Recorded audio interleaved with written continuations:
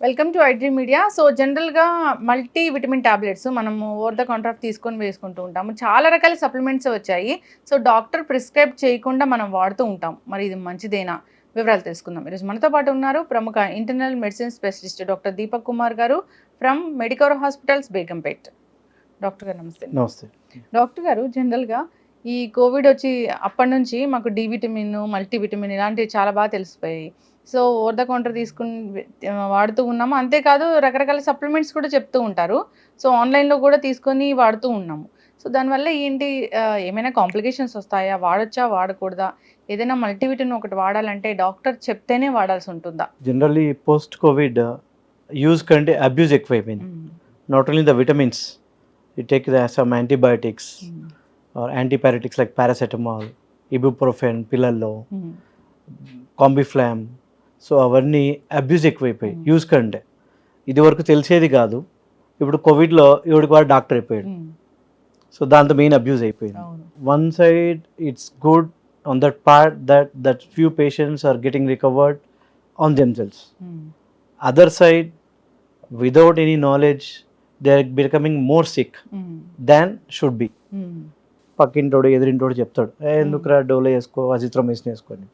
వాడు మాట వింటాడు. 3 days పడుకో ఉంటాడు వీక్గాని.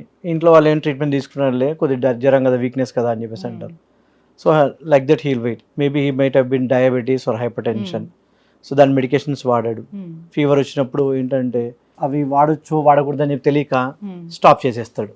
దాంతో ఏమైతే ఫీవర్ తోటి షూటప్ అయిపోతుంది. ఇంకా షూటప్ అవ్వచ్చు, పెరిగి లేదా పడిపోవచ్చు. అంటే యూట్యూబ్ నాలెడ్జ్ ఇలాంటివి గూగుల్లో చూడడం వల్ల ఈ డయాబెటీస్ ఉన్న వాళ్ళు కానీ, షుగర్ ఇది బీపీ ఉన్న వాళ్ళు డోలో టాబ్లెట్ ఇలాంటివి వేసుకోరు.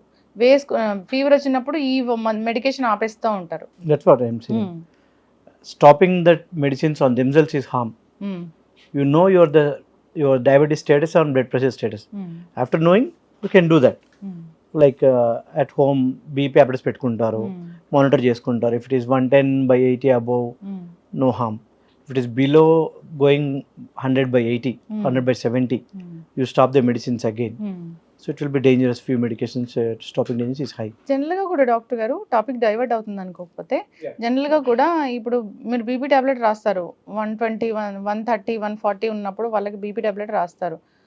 ఒక్కొక్కసారి వాళ్ళు బీపీ ఇంట్లో మానిటర్ చేసుకున్నప్పుడు 100 కన్నా తక్కువ ఉంటుంది టాబ్లెట్ వేసుకుంటే, వాడుతూ ఉంటే. అప్పుడు ఈ టాబ్లెట్ వాడాలా, వాడకూడదా, ఎట్లాగది? ఇన్ జనరల్ ఉన్నప్పుడు 100/70 అట్లా తక్కువ పోతుందంటే you should consult the doctor and you can decrease the dosage.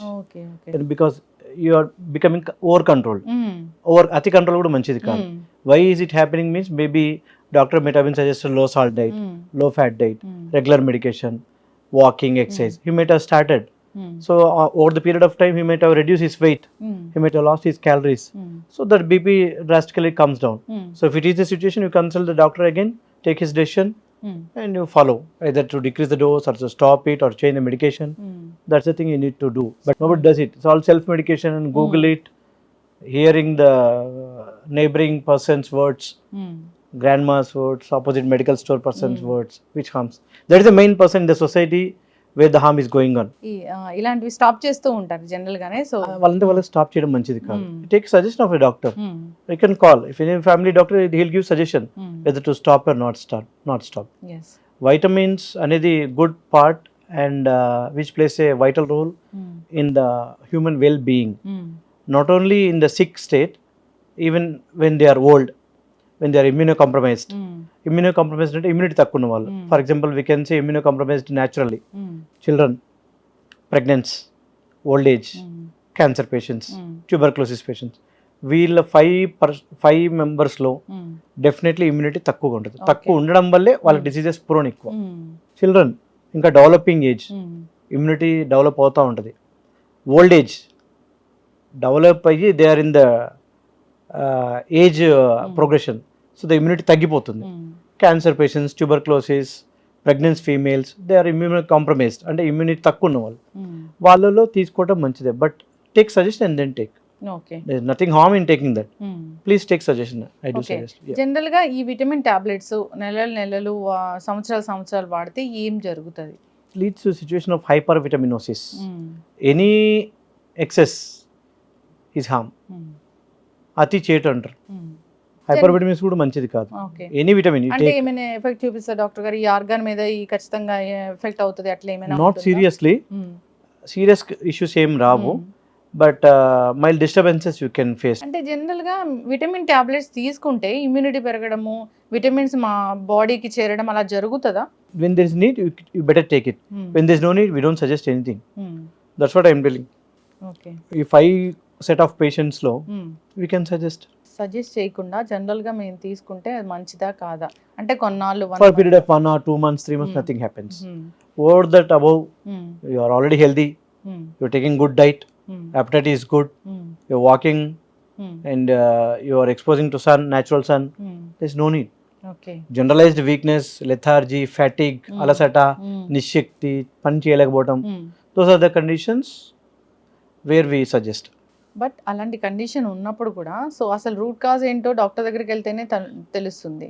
Of so course, general గా చాలా మంది నాకు నీరసంగా ఉందని విటమిన్ టాబ్లెట్లు వాడుతూ ఉంటారు. బి తెలుసుకున్నాం. కాంప్లెక్స్ అయితే అసలు మామూలు జనరల్ గానే వాడుతూ like ఉంటారు. water. Post COVID, as you are telling, it's becoming more, a lot. Not only that, vitamins, calcium they take, D vitamin. D vitamins they take. It's not so much needed unless until you have any needs like that. General గానే ఈ vitamin deficiency అనేది రాకుండా ఉండాలంటే ఆహారం అనేది ఎలా తీసుకోవాలి అసలు? I prefer to say like be vegetarian. In the vegetarian food, you do get a lot of vitamins, not only vitamins, minerals, chromium, zinc, selenium, microelements, you do get, and blood based like hemoglobin, iron, you do get a lot. And with why I prefer a vegetarian diet means it gives a lot of fiber, okay. protein, whereas in non-vegetarian like meat or chicken, whatever, you get more of protein, not of vitamins. There is nothing in the proteins. Only it's suggestible only when they are immune compromised, again I said, like tuberculosis or malnourished, or they are weak, not eating well, not gaining weight. For them is the absolute indication, we say. Other than that, taking meat is not that much suggestible when the age is going crossing beyond 40, when they have BP, sugar, high cholesterol levels, obesity, so not suggestible. సమతుల్య ఆహారం తీసుకుంటే ఇలాంటి issues అనేవి రావు. Raw. So ఏదైనా issue వచ్చింది, viral infections అలాంటి వాటి తర్వాత డాక్టర్లు ఎలాగో ప్రిస్క్రైబ్ చేస్తారు అవసరం అనుకుంటే, Yes. అలాంటప్పుడు తీసుకోవాలని కోరుకుందాం. సో ఎలా పడితే అలాగా విటమిన్ టాబ్లెట్స్ తీసుకోవడం, కాంప్లికేషన్స్ ఎదుర్కోవడం అలా ఉండకూడదని కోరుకుందాం డాక్టర్ గారు. చాలా చక్కటి ఇన్ఫర్మేషన్ అండి. ధన్యవాదాలు. Namaste.